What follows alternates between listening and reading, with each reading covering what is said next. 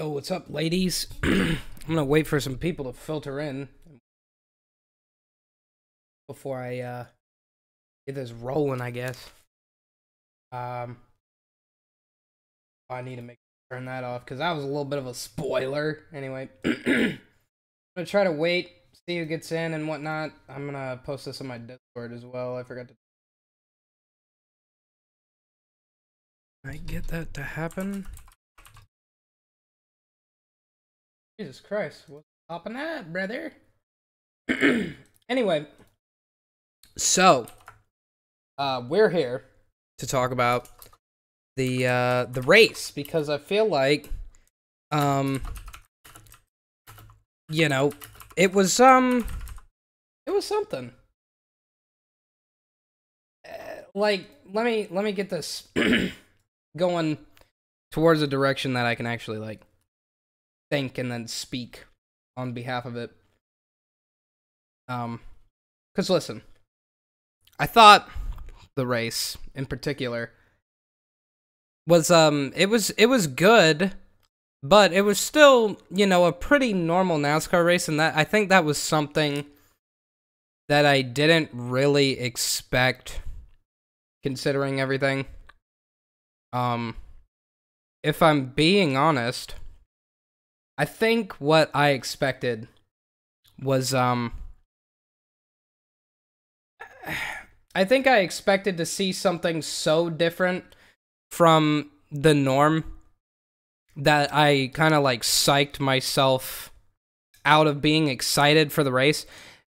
But let me just be really honest here for a minute. The amount of hype that went into this race was way too high for a NASCAR event, honestly. If I'm being real, especially considering Las Vegas. I get that it needed to be extremely high hype. But aside from all of that, the racing itself was actually moderately decent. And for a lot of reasons. Number one, the problem with the 2018 car was they didn't have enough downforce on the rear end to suffice for how much, you know, air rides on the sides of those cars. So without the bigger spoiler, they weren't able to stay side by side. It would just suck all the fucking air off the side of the car. Since there was no rear downforce to, you know, compensate. So they were going strictly off of side force. This year, they're able to run side by side. They just kind of get stuck. And that's mostly the problem that I noticed. At least that annoyed me. That annoyed me more than I thought it was going to, because I kind of figured that that was going to happen, where cars were going to get stuck side by side. Holy shit, my chat isn't even, like, fitting in this box here. Holy shit. Alright, hopefully that suffices. Wow, it literally didn't fit. Sorry. I just kind of realized that. Anyway. Read what you said. Jumper Cat, you're right. Too much hype. Racing doesn't seem too different, in my opinion. Restarts are pretty cool, but look difficult to pass once the field thinned out. That's literally, yeah, that's exactly what happened. That's not a huge problem, I think, because it wasn't that different, but for some reason I kind of assumed that it was going to be super different, like, for whatever reason. But I do think that there are some things that do need to be mentioned. Listen, if you think about how cool it was at Las Vegas for this race, how much grip the track was gonna have, all that shit, if you take into account, you know, the tires, the weather, the track temperature, the amount of grip that they had, etc. This was almost the perfect event to see how weird this package was going to be. This was a perfect representation of what this will be in the future. At least in terms of how it's gonna drive. You know what I mean? Like, this is it. So, thinking that way, we have to look at how bad the dirty air actually was. Because listen, it's gonna get worse at certain tracks like Kansas. Texas is gonna be a nightmare. Places like Charlotte, places like, well, Atlanta was fine, so I can't say Atlanta. I think Atlanta was actually better than Las Vegas, if I'm being really honest with you. But, you know, tracks where one lane is really gonna be the strongest lane, this package is gonna be bad. Auto Club is probably gonna be a knee slapper, like I said in my last video about this shit, about what to expect going into Las Vegas. I think I was pretty accurate, actually, where cars were packing up, but it was hard to pass after like 10 laps. It was really hard to pass. They could ride side by side. That wasn't the problem. The problem was the amount of passing that there was at the end of a run was actually just kind of fucking depressing. Yes, there were cars that were passing. I'm assuming if somebody went back and counted how many passes there were last year compared to this year is going to be way higher, which is great. That's always better for racing. But, I do think it wouldn't be fair to mention the issues with the package. And I think somebody who is a great ambassador for the sport, even though people don't like him, is Kyle Busch. Kyle Busch had a big problem with the package, so I'm going to play you the video. It was from Matt Weaver on Twitter. So, just making sure I give credit where credit's due, because I can't, you know, steal things or whatever. So, but no, Joe, I 100% agreed with what you said. It was way too difficult to pass, and Kyle Busch affirms that, you know, in this interview, so you can hear it. I don't know. Sped on pit road, threw it away. Is there anything you can do as the driver to make up the difference there at the end? Nope. You're about flat out.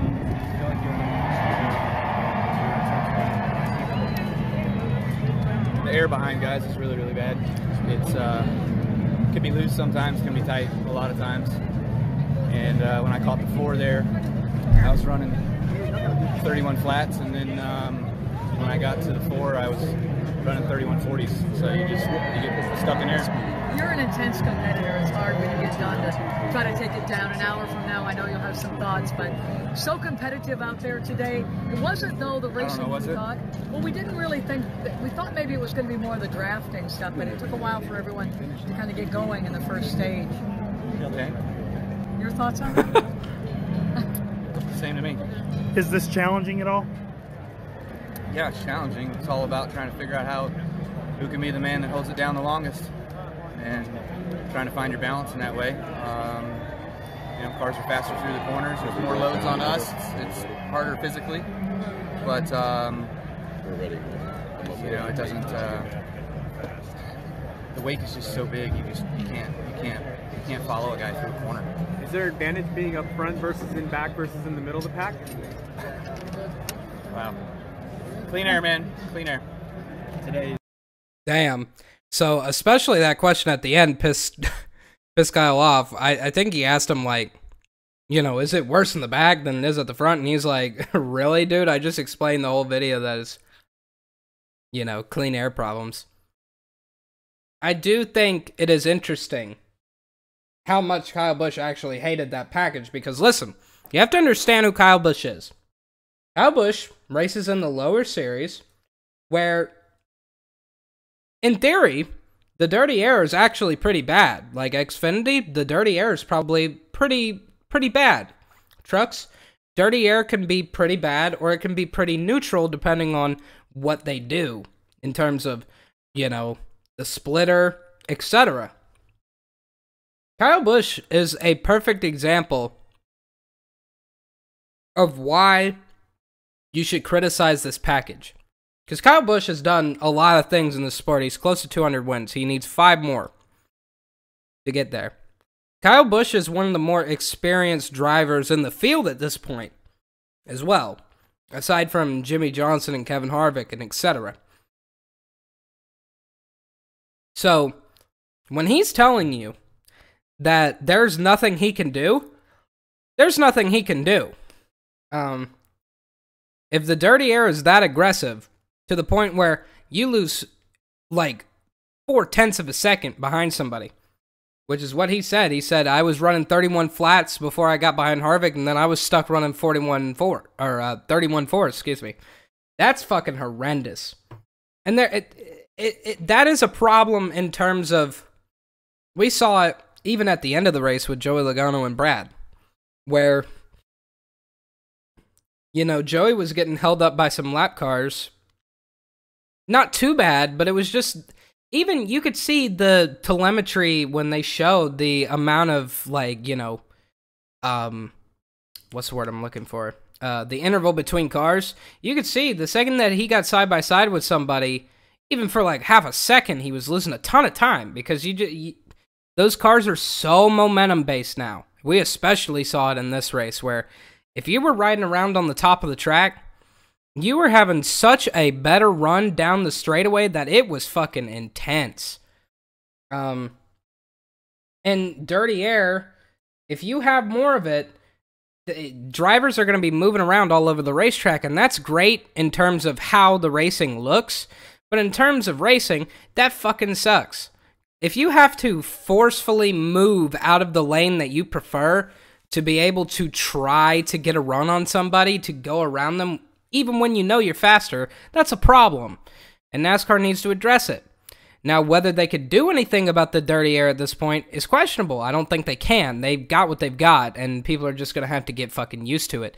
But we didn't hear this many people complaining about the dirty air last season, which we all kind of assumed that it was pretty bad. I mean, they've talked about it. It's not like the car didn't have dirty air last season.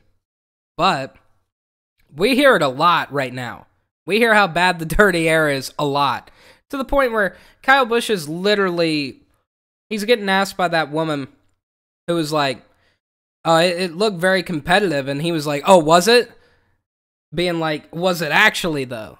And this is something that people need to pay attention to. If you're a NASCAR fan that really loves NASCAR and you follow it a lot, this is the type of video that you need to pay attention to, and you need to listen to this fucking guy. Because he knows. This is somebody who knows for certain if this package is going to end up being good or bad. I don't even remember that many people complaining about dirty air in 2014. Somebody tell me if I'm wrong. But, yeah, you know, I don't know. I think it was pretty interesting, like, how kind of awful it really was, but, Warm Runner, it's bad when the Xfinity is the new Cup Series.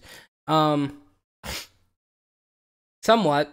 I mean, Xfinity was, I kind of thought that was a better race. I mean, you know, we watched the race together, so, like, I didn't think it was as bad as you thought it was. It is a gimmick, though. Like, at the end of the day, I expected a lot worse, and that's why I titled this video, I Expected Worse. Because I really did. I expected this race to be kind of a fucking snooze fest. It was okay at the end. It got interesting at the end. And that's one thing that you can look forward to with this package, is that it creates a lot of fucking finishes. There's going to be good races at the end almost every week. If I would think about it, if I had to put money on it, I would say that there's going to be a lot of good finishes. But is there going to be consistently good racing? Because, like, today, I thought it was okay. I expected it to be kind of bad. Like, I expected there not to be a lot of passing. I was pleasantly surprised when there was a lot of passing. Was it exponentially more than last year's package? I don't believe so, personally. They kind of made it seem like the draft was going to be so powerful that it was literally going to be impossible for them not to pass each other, but we really didn't see that during the race. And I'm telling you, this was a perfect weekend for this package. How cool it was, how much grip there was on the track. It really showed how well these cars are gonna fucking handle. And how well they're gonna be able to get a run on the guy in front of them, because when temperatures get higher, the dirty air gets worse, okay? When there's less grip on the track, dirty air gets way worse. Way worse. We saw it in Indianapolis in the Indy 500. The dirty air was horrendous at the Indy 500 last year. Horrible. It was because it was hot.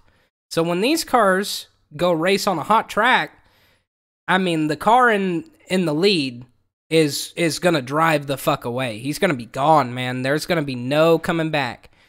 And I truly believe that the best car didn't win today. I love Joey Logano, love him through and through, but he didn't have the best car in this race. He had a pretty decent car, but he didn't have the best car. You know what I mean? But I thought it was funny that Kyle Busch was literally, like, laughing in these people's faces when they were asking him shit. You're an intense competitor. It's hard when you get done to try to take it down. An hour from now, I know you'll have some thoughts, but so competitive out there today. It wasn't, though, the racing we thought. Yeah, he, like, post-reacted to that, by the way. Like, his reaction time to that comment was, like, actually pretty far away. Like, it wasn't very sound, man. Today, it wasn't, though, the racing we thought. He waited so long to respond. Hold on, wait. An hour from now, I know you'll have some thoughts, but so competitive out there today. It wasn't, though, the racing we thought. It took him 3 seconds to realize what she said, bro. I just counted it in my head. Took him 3 seconds. He was like, "What the fuck did she just say to me?" Wait, she said it was competitive, and then he was like, "Was it?" He was being a smartass. Well, we didn't really think we thought maybe it was going to be more of the drafting stuff, but it took a while for everyone to kind of get going in the first stage. Okay. Your thoughts on that?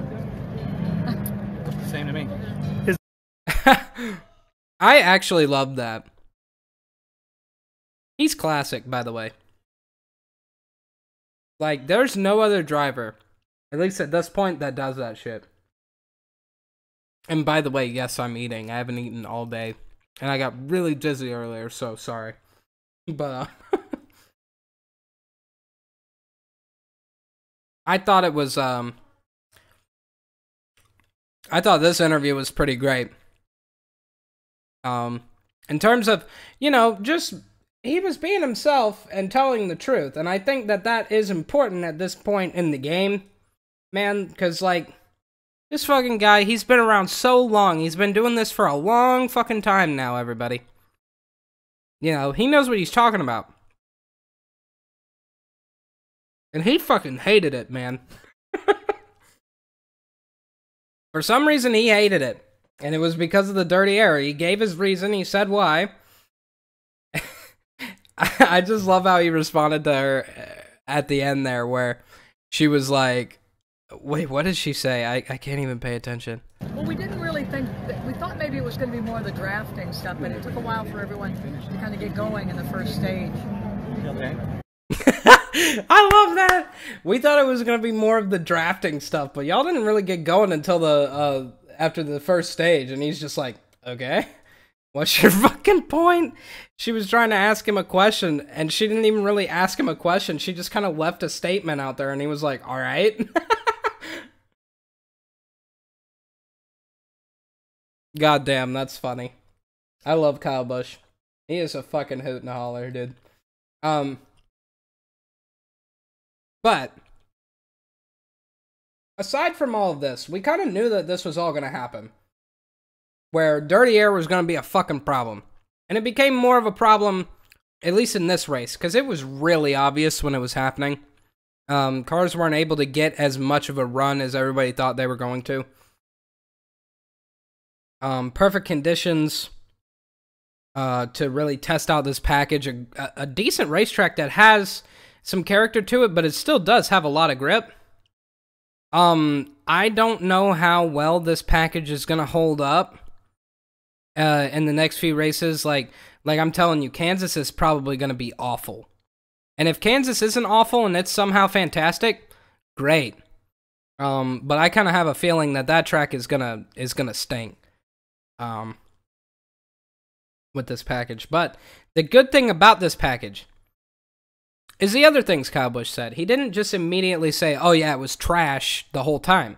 He was like, yeah, this is a harder type of race where, you know, it's harder on our bodies, you know, it's more competitive in terms of, you know, how fast we're going. But that's also a negative too, where he says, I couldn't do anything because we're full throttle. Joey Logano said it in his interview too, that they were literally full throttle. And that's not what you should be doing in the Cup Series, if I'm being honest with you. If I'm being real with you, I think what they had last season was actually very decent. I think people are going to look back at the 2018 season and be like, that was a great season. I think people did that for 2014 as well, where they look back and they were like, that was an amazing season. They're going to look back at 2018 and be like, that was a great season as well. I think what we had in 2018 was more representative of what the Cup Series is supposed to be like, where the cars are going fast.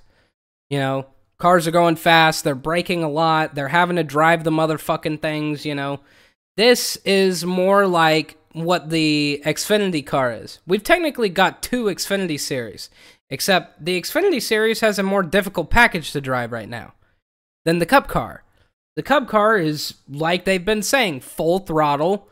It's basically the truck, but Gen 6 car truck. And the Gen 6 car doesn't produce any fucking draft. You know, it doesn't produce a big enough draft. The truck can produce a draft. The trucks are good. It's just, now you have 2 truck series, one with a decent chassis, and then one with a shitty chassis. The Cup Series is the shitty chassis. I am moderately depressed because of this race, but it was decent. It was okay. The last 40 laps were incredible. They were good. I felt like the Xfinity race did win the weekend. I thought the Xfinity race was that was a great race. The battle that Tyler Reddick and Christopher Bell had there at the end was fucking magnificent. That was NASCAR. This, I don't know how to describe it. It's not bad, and it's not like inherently awful either. It's just like, I don't know what it's trying to be.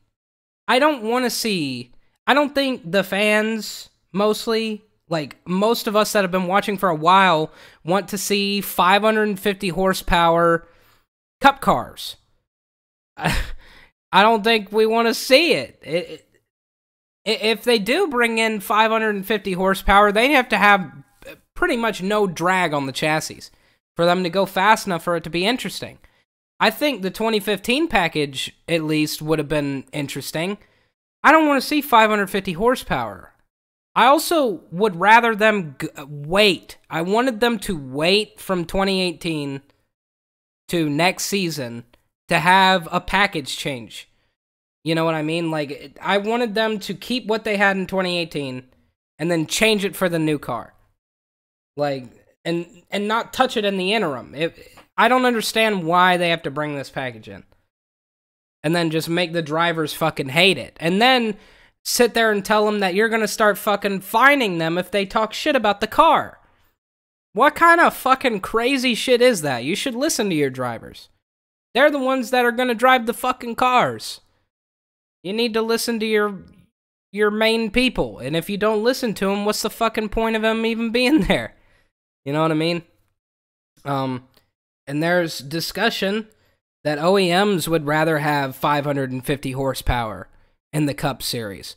And it's like, I don't know what they think they're going to be doing. I don't know why they want to listen to the OEMs and then run 550 horsepower for that new car, but that's going to suck too.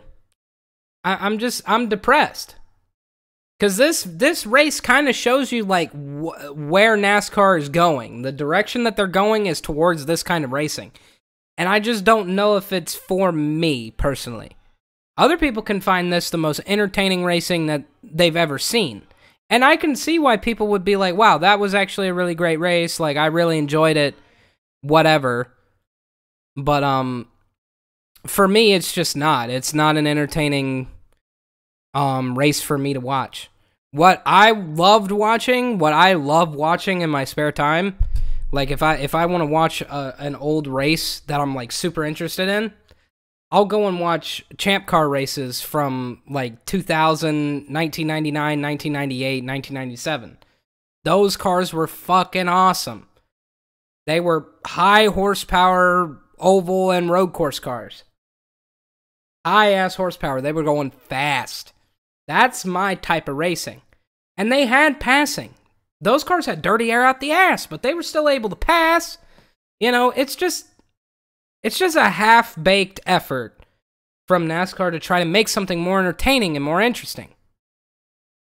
It worked, kind of, but it also wasn't, like, incredible. I don't know. It wasn't as good as Atlanta. Like, I can tell you that. I felt like Atlanta was a better race, if I'm being honest with you. And it probably helps that the track is older. I feel like when they go to Auto Club, it's going to be a good race.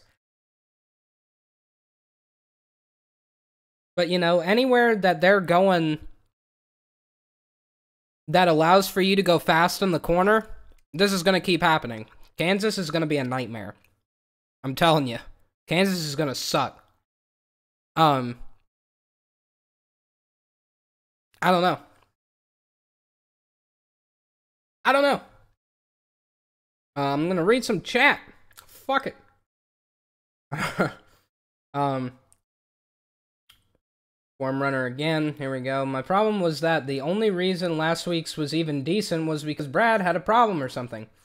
Yeah, he was trying to make sure that he didn't blow a tire like how Joey was. And then he said otherwise it was going to be the usual. I suppose. I thought the Atlanta race was actually quite different. I thought it was different, and I liked the way that race went down. I just don't know what it was about this race. Like, I got bored halfway through. It just wasn't as good. Like, I don't know. Because he can't do his job and win. Oh, yeah, you're talking about Kyle. Yeah, I agree. Everything he said, everything Kyle Busch said in that interview was 100% true. Was accurate. I enjoyed what he said. What he said was correct. By the way, we're going to listen to it one more time since a lot of people are coming in last second. But, there you go. We'll play this interview again. This is what Kyle Busch said at the end of the race, which, I mean, if you're not a Kyle Busch fan, that's fine. But he was right, and you'll hear it in this interview. So I'll be quiet. I'll let you hear it one more time. You know, whatever. Trying to press play and it doesn't work. There you go. I don't know. Sped on pit road, threw it away. Is there anything you can do as a driver to make up the difference there at the end? Nope. You're about flat out.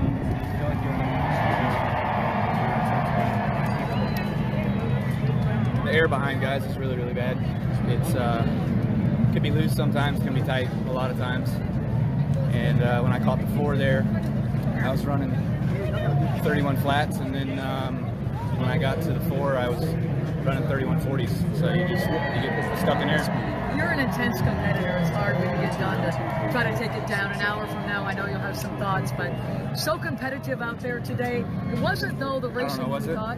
Well, we didn't really think that. We thought maybe it was going to be more of the drafting stuff, but it took a while for everyone to kind of get going in the first stage. Okay. Your thoughts on that? Same to me. Is this challenging at all?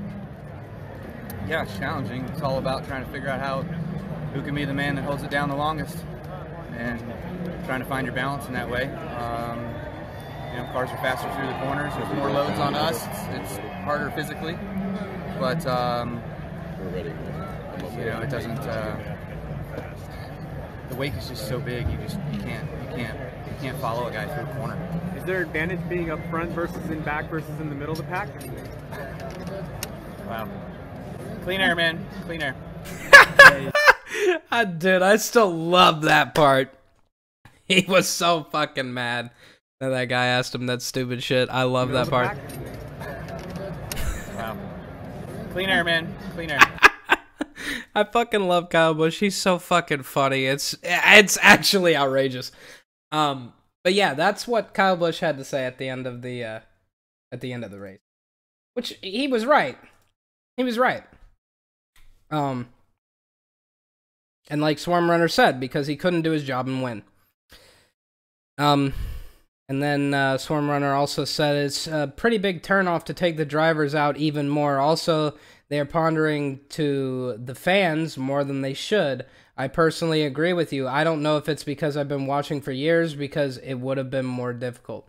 Or it used to be more difficult. Ooh, God, I burped. Sorry, everybody. That's what happens when you eat hot dogs, boys. Don't do it. It would be more difficult. I fucking burped in the middle of it. Welcome to this content. Yeah. That's me as well, because it is a big turnoff to keep taking the drivers, you know, their talent out of it more and more, because when it's full throttle, there's no talent. The talent required only comes through the wheel. I don't know. I don't know, man. It's not my cup of tea. I can see how it could be interesting for others. I can see how this package would be more interesting to the common fan. I think that there's some little things that they can take, you know, from this package and adjust it. You know, I think that they could make it better. And they should. I don't know what would make it a little bit better. Maybe taking a little bit of front, well, no, you can't really do that. If you took a little bit of rear downforce off this fucking thing, if you ran the 2014 splitter with the 2015 spoiler without the translucent piece on the top, so it was only 5 inches of spoiler, and then, you know, if you maybe increase the horsepower from 550 to maybe 625, 675, it would probably be pretty good. There would be a lot more. The drivers are having to drive them, but then you can also run the aeroducts. You can also run them. It'll be fine. It'll work. You know, they wouldn't be going so much faster that they would need to be slamming the brakes. You know what I mean? Like, it would be a good mixture, I feel like. I feel like you can Frankenstein this thing into something a little bit better, you know? It's just NASCAR decided, let's make sure that they don't have a lot of horsepower because they think maybe it makes it better. I don't know. You have Thomas Carling. I want to see this aero package with 725 horsepower engines. Exactly. It would be interesting. That's the 2015 engine. It would be fine. The 2015 engine, they were being able to go up to 200 miles an hour, and their corner speed was high as hell. You know, it would work. I mean, they just need to give this car an edge. I don't know. You don't need to do it by fucking up the tires. You don't need to do it by, you know, I don't. Somebody smart, an engineer, could figure this shit out. You know, somebody could make this interesting. It's just NASCAR kind of threw together a package, and they were like, well, we'll see if this holds out. We'll see if this becomes interesting. And it is. Let's be really fair here. It was okay. It just wasn't, you know, incredible. And I don't think it had to be incredible either. For how much of a botch job these cars are right now, they literally went back to the last time the Gen 6 car was like an immaculate season, which was 2014. 2018 was close, but 2014 was better. They got the 2014 package, threw it on there, and then they were like, what's a way that we can keep cars packed up? And then they were like, fuck it, dude, we'll cut their horsepower by 25%. And that's what they did. And you can tell that's how it went down. They thought that shit exactly that way. They were like, what can we do? What's the easiest thing we can do without costing the teams money? Cut the fucking horsepower almost in half, you know? That'll keep them back. That'll keep them close. Bevo 2455. Bevo? Jeez, I don't know. Bring back minimum ride heights would help. Or bringing back minimum ride heights would help. See, the only thing that I can think about that, I think if they took these cars any further off the ground than they already are, like if you've watched Bristol the past few years, they've been running ride heights that are pretty high. Like, they're not immediately glued to the ground like how they used to be at Bristol. They probably will be this season because you have to, with how much, you know, aerodynamics this car has again. But, you know, Bristol the past few years, they haven't been running ride heights really low there, and it's because, you know, having a mixture of downforce along with mechanical grip at short tracks is the way to go. I don't think that they could bring back a minimum ride height rule and it work, because they can fuck around so hard with shims, they can fuck around so hard with rebounds. You know, they'll figure out a way to keep these cars stuck to the pavement even though they're running whatever ride height they're running. You know, they'll figure it out. So you can never, this is what I'm going to say right here. You can never get any of these cars back to like how it used to be, where there was a lot of, you know, air going underneath the cars. It hasn't been like that since like, Jesus, like the early 90s in NASCAR. They've been sucked to the ground for years. Go look at pictures of the 2007 Cup car. They've been sucked to the pavement for years. It's been a long time. I don't think they're going to be able to bring back a minimum ride height rule and it work, because the teams will just figure out a way to fuck with it. Thomas Carling again. My God, high downforce, minimum ride height, and 800 horsepower engines would save the sport. And I don't know about the minimum ride height. I don't think that would help. I think it would just make it to where the teams would just keep fucking around. I don't know. Bevo, is it Bevo? Bevo? What is it? Help me out here, brother. If it's Bevo, put 2 E's, bruh. You know, not in your actual username, but just in chat so I can know if you ever come back. I don't know. Bevo2455 says, I should have specified minimum ride height 850 horsepower and low downforce side force is what I prefer. Yeah, we can't live in the past, man. That's the only problem. Is that when people try to think about people try to go back to the past and think that they weren't sucked to the ground. And like, dude, even with the Valence, those cars were sucked to the ground. The only difference is that those cars were a little bit more sleek, so they could get through the air pretty good. If you've looked at a picture of the Gen 6 car, please do yourself a favor and really look at how rigid that car is. They want it to go through the air as well as possible, but when they have shelves on the sides of the cars, like literally to the point where you could balance a fucking soda can on the side of it, you know, it's gonna be bad. They've got gigantic shelves on the sides of the cars. Then you look at the front, how flat the windshields are, how flat the fronts of the cars are, and then the roundness to the sides of them. It won't work that way. Like, what NASCAR needs to do is just add in some extraordinary fucking, you know, circumstance to the car that makes them... What needs to happen is the cars need to drive like shit, but they don't need to drive like shit in dirty air. That's it. Whatever they gotta do to get them into that realm, they can do it. Cause like, I don't know, what else can they do? You know what I mean? Anyway.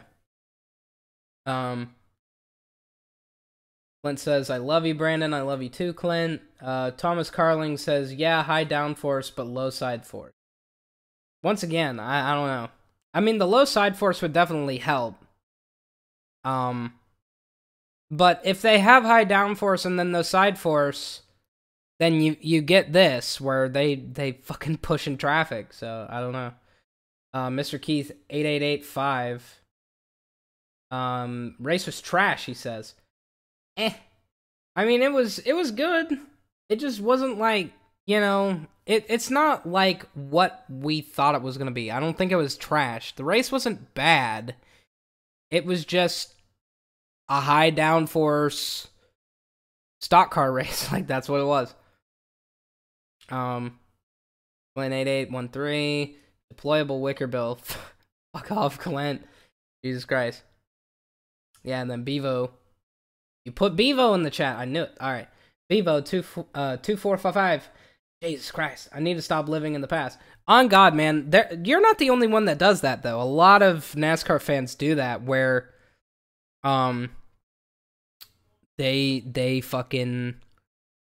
look back at like 2004 and 2003 and etc. and they're like, that's what the cars weren't stuck to the ground, so that's what made it better. And it's like, no, it's just the cars need to be more oriented around driving better in turbulence. Like, that's it. And my dad is fucking like screaming out there. Anyway, they need to go towards a you know, a car that can handle turbulence. And it's hard to adjust in, you know, not having any turbulence.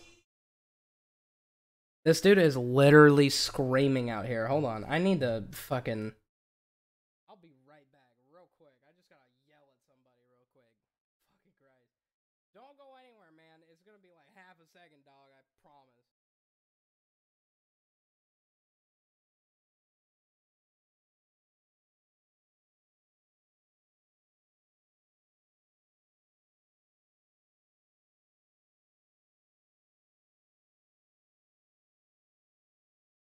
Dude, this guy's fucking hitting the Millie Rock. Like, I don't know what he's doing.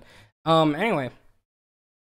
So, yeah, a lot of NASCAR fans live in the past, and you're not the only one. They just look at all those old eras, and they're like, the cars weren't stuck to the ground. And it's like, they low-key were. It's just, they didn't have a lot of reason to, you know... There wasn't enough front-end downforce for them to, like, you know, hold them there. But you can see how the body developed over time. Go look from 2003 to 2007, and you'll see how much the front of those bodies changed and how much they skewed the bastards. Dude, they definitely went towards trying to find that extra little whatever they could. Unfortunately, with this body, you can't fucking do it because they can't bend, dude. The Gen 6 car cannot bend. So they have to, like, fuck with the rear cambers and everything. And they have to fuck with... Supposedly, Larson in 2017, they were fucking around with some type of vacuum compression with the front of the car. Like, literally making it a vacuum cleaner, trying to stick to a carpet. Trying to do that with the front end. Doing something with tubing in the front end of those cars, like doing something crazy. Like they do a lot of crazy shit with the Gen 6 car that they didn't used to do with the old body because the body could just bend. You could see it. Go look up pictures of how fucking obtuse those cars started getting. It's crazy. Swarm Runner. The new car is obviously the answer, and them actually delivering. Yeah. If that new car did happen to come out, and it didn't push like a bitch in dirty air, you know, that'd be great. That would actually save their asses a little bit. Now, whether they can do that shit, I have no fucking clue, man. You know? I don't know. But depending on how it goes, I mean, they could get it that way. Then you got Thomas Carling. He's got a big message here. I was actually surprised with how many people were at Vegas this time and how many people were cheering for Joey. I always felt like it was cool to hate him since 2015 and him winning. Yeah, exactly. I mean, it's been like that for a long time, and I think a lot more people are going to be cheering for Joey here in the future. I think people understand at this point their hatred for him was ignorant. Mainly because, dude, the amount of shit that he's done in comparison to what other drivers have done in the past, in terms of dumb shit, Joey Logano is pretty far down there. Like, Brad was a fucking menace to society back in his Busch Series career and whatever. And some of the shit that Brad did wasn't even his fault. Like, sometimes they just didn't want him racing them. You know, I feel like Brad and Joey have been given a bad fucking deal, and I actually want to make a video on that, so I won't say too fucking much, but I think another reason why Joey is becoming more liked is because you see how much these drivers that sit there and talk shit about Joey and Brad, how much they fucking complain. Martin Truex Jr. is a fucking complainer. Everybody saw how Martinsville went down, and they were like, he's a fucking complainer. And then you got immediately the first race that mattered worth a shit, he immediately started fucking complaining. Like, get over it, dude. Like, he is a drama queen. And I think everybody realized that. Joey went in there. If you're a legitimate fan of NASCAR, Joey went into the playoffs, he didn't really do much throughout the season, but he called his fucking shot and said, I'm going to go in, and I'm going to win this fucking title. I'm going to steal it from you people, and there's nothing you can do about it. And that's what he did. He went in there and stole that title. He yoinked it. Kyle Busch had 8 wins. Kevin Harvick had 8 wins. Truex had 4. He ended up with 3. He went in there and yoinked that title. And then Truex went and did the whole, oh yeah, you won the battle, but you won't win the war. He went in there and won the, quote, war, end quote. You know? He made him look like an idiot. I think people are going to realize over time, Joey Logano is there to fucking race. He's there to win. And people don't like the corporate nature of NASCAR at this point. Especially, you can see it with the new drivers that are coming in. They are fucking robots. Byron is a robot. Elliott is coming out of his shell, but he's kind of a robot. You know, you got Gragson. He's a robot. Tyler Reddick can be a robot. Daniel Hemrick can be a robot. It's like there's a lot of robots. They're beep booping. They don't, ruffle any feathers. They don't try to cause fucking waves. And then you've got Brad, Joey, Kyle Busch, Martin Truex Jr. He does it as well. It's just not for the right reasons. They come in and create waves. Joey Logano and Brad Keselowski and Kyle Busch. And there's a few other drivers that I could list, but I'll get shit on for listing them as well. They are there to win fucking races because that's their job. Kyle Larson is one of them as well. They are there to win. People like that. People love that shit. And Joey Logano will probably become a fan favorite before it's over with. I'm gonna bet on it.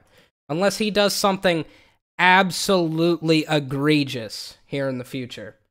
But I don't think he's going to, because he's never really done something absolutely egregious. Can you think of one thing that he's done that was just actually off the charts insane?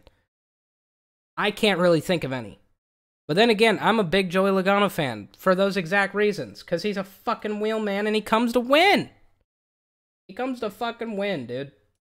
Anyway, this turned into a Joey Logano jerk-off session. Sorry about that.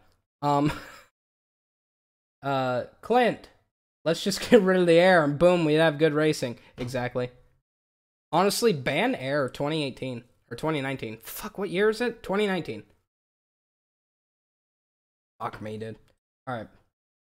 Thomas Carling, last year, made people realize that he's actually a talent. Exactly. Joey Logano should have like 14, 15. You can argue 16, but not really. Joey Logano should have at least 3 titles.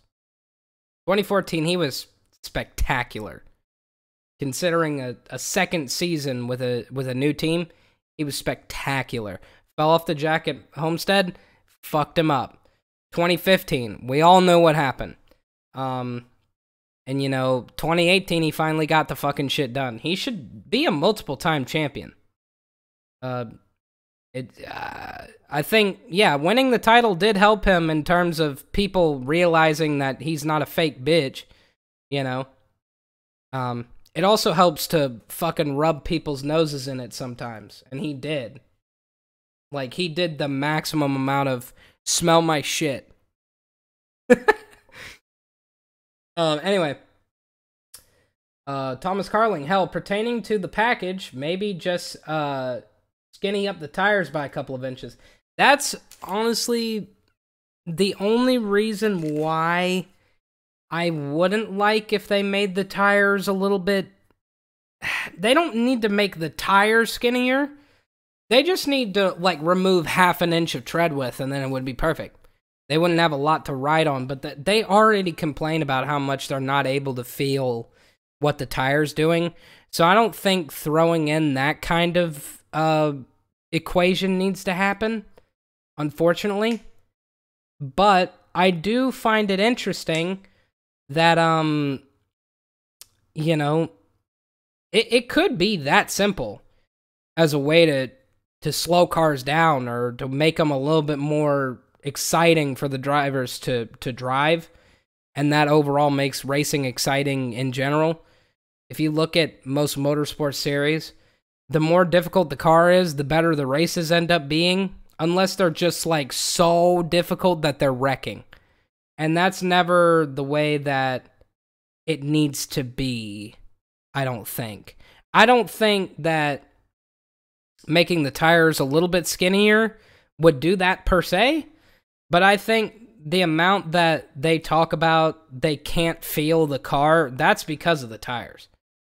Like, they just need a car that the corner speed is okay and the G-load isn't ridiculous. You know? That's all they need. Not a fucking crazy car. Like, even when it has hardly any downforce on it, there's still a ton of downforce, you know what I mean? They fucking slimmed that. 2018, the spoiler was 2 inches. They went back to 8. 8 inches. 2 inches to 8 inches. Okay? Like, that's a big jump. And that car, really, in 2018, the corner speeds, they showed them at Atlanta. Center of the corner speed was like 160 miles an hour at Atlanta. I think at its highest speed. And then when they showed back up with this new package, it was 14 miles an hour faster. They were running 174 through the corner at Atlanta. Insane. But honestly, considering going from an 8-inch spoiler, or a 2-inch spoiler to an 8-inch spoiler, 14 miles an hour difference is not that fucking crazy. Because they also had the splitter really short in 2018. Like, insanely short. They put the splitter all the way back underneath the front of the car, like... Dude. All I'm saying is that this car has way too much downforce. And that could really be the only thing that they need to do, is just get rid of downforce and then have a draggy car. And then that could be it. So they could bring softer tires to the fucking racetracks, you know what I mean? It's a lot of things, man. Hell, make the front tires skinnier and widen the rear tires like dirt cars. That would be interesting. I would think, the only problem with that would be is that the front end would push even more. If they had the new car and it was lower downforce by quite a bit, that would work for sure, because that would make it to where the rear tires would stick to the track a little bit. So they wouldn't be spinning out because the rear would be loose. It would, I don't know. Or even put a slight tread. Yeah. I mean, there's a lot of things that they could try. It's just they're probably not going to do it. Like, and that's the unfortunate part, is they're probably not going to do it. At least not for a long time, which is unfortunate. But, you know, we'd have to see, right? We'd have to see. By the way, since the stream is about to end, I'm gonna bid you a farewell. But also, I just want you guys to see what it would look like if somebody's subscribed in the middle of a stream or whatever. If I ever brought in like memberships for fucking YouTube, which I don't think I'm ever gonna do, or donations, which if you were ever interested, you could do it through Streamlabs, or you could do it through my Patreon. But this is what it would look like. I like that one in particular. Don't know why. Love that one though. Subscriber looks like this. That's pretty fucking neato, I think. I made that myself. Not the GIF, but the, you know, it's custom. You know what I'm saying? Then you got member. That's fucking sicko neato. Sicko mode. Alright? And then super chat. That'll probably actually happen at some point. And then also merch. Who the fuck ever is gonna do that? But anyway, we're trying to improve the quality of these streams is what I'm trying to say. I'm trying to make it more interesting for you to watch, and etc. So, like, if you know, if you haven't subscribed already, you can. If you like the video, that'd be super fucking neato. And hopefully at some point, you know, the streams will get better improved. I'll fucking get a new webcam or something at some point. That's the only reason why I don't have a face cam at this moment, is because, you know, sometimes, when your webcam looks like ass, you don't want to use it. And my dogs are barking, so this is probably a good time to bid a fair due, man. But last comment, since I'm a nice boy and I'll read it for you. Thomas Carling. We can't get good tire development because there aren't multiple tire manufacturers. I low-key agree. I love tire battles. IndyCar had some of the best tire manufacturer battles in motorsports history. And they might have it again at some point in the future, depending on whether Continental Tire is actually going to go in. I would love to see NASCAR have a tire battle again, because it's not like how it was in the 90s where a tire manufacturer is going to come in and kill somebody. So I would like to see Goodyear have competition, but here's the problem. They never will, because Goodyear is in the pocket of NASCAR super hard. So, you know, I do agree with you, though. I would love to see some good tire wars in NASCAR. I would love to see that. That would be interesting. That'd be interesting as fuck. But you know, we can't always have nice things. So but yeah, anyway, I'm gonna fucking dip. So, final thoughts. Las Vegas was cool. It just wasn't my fucking cup of tea. There's definitely still a lot of problems, and I think over time they're gonna get worse. Some tracks are gonna be good, some are gonna be bad. Kyle Busch is a funny motherfucker, and that's the end of the stream. So, anyway. You just came in here shaking my fucking head. Bruh. That's a bruh moment if I've ever heard one. I'm sorry. But anyway, I'm gonna fucking go. Damn, everybody's showing up last second? Come on, bruh. Damn, bruh. That's fucking sad, bruh. That's some sad shit. Anyway, I'm gonna fucking go, man, so... bruh moment sound effect number 4. Yeah. Bruh.